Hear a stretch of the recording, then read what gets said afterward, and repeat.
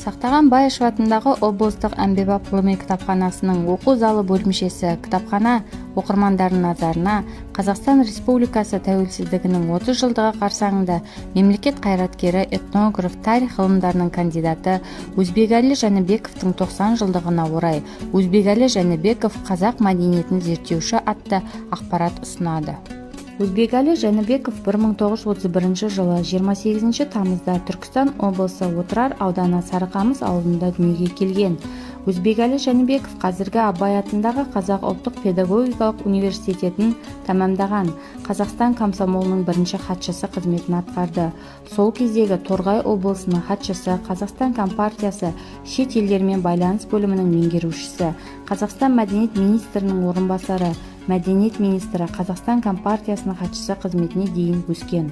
Жоғары билікте ұзақ жыл қызмет еткен Өзбекәлі Жәнібеков қазақ халқының ұлттық мәдениетінің, ана тілінің, дәстүрі мен әдет-ғұрпының жаңарып дамуына елеулі үлес қосты.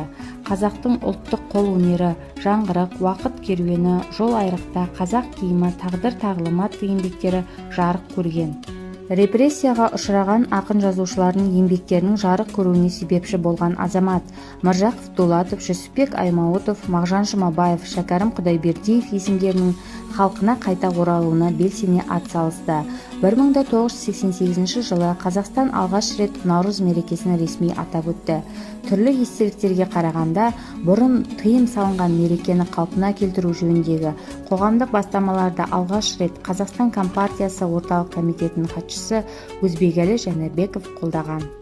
Өзбекәлі Жәнібековтың Түркістанның төрінде тұрған барша түркі халықтарының ортақ мұрасы Қожа Ахмет Яссауи кесенесінің тағдыры қатты алаңдатқан екен. Сондай алып кешенді қайта жөндеуден өткізіп, мұражайын жасақтауға өзі білек сыбана кіріскен. Тарихи жәдігерлерді ауыл-ауылда аралап отырып, іздеп тауып сондағы музейге алдырған. Оның осы кешенге түбегейлі кіріскен уақыты 1970-1975 жылдармен белгіленеді. Сонымен қатар Диуани Хикмет кітабының қолжазба мен баспадан шыққан нұсқаларын мұражай қорына жинақтау ісін өзі бақылап отырған. Эрмитаж мұражайында 54 жыл бойы тұрған тайқазанның қайту уақыты ұзаққа созылды. Кезінде уақытша көрмеге көрсетуге алып кетілген заттың қайту жолы тар жол тайғақ кешуден өтті. Кесенені музей етіп құруда, тайқазанды қайта орнына қайтаруда сол кезде мәдениет саласында қызмет атқарған белгілі қоғам қайраткері, тарихшы, этнограф ғалым Өзбекәлі Жәнібековтың сіңірген еңбегі ерекше зор. Ұзақ та үлкен жұмыстардың арқасында 1989 жылдың қыркүйек айында Қазан Қожа Ахмет Яссауи кесенесінің қазандық бөлмесіне қойылды. Жәнібековтың бастамасымен Қазақстанның көптеген қалаларында этнографиялық мұражайлар ашылды. Қазақстанның тарихи және мәдени ескерткіштерін сақтау мен қалпына келтіру мақсатын көздеген Арқас қоғамы құрылды. Жәнібеков шертер, адырна, алтынай фольклорлық өнер ансамбльдерін ұйымдастырды.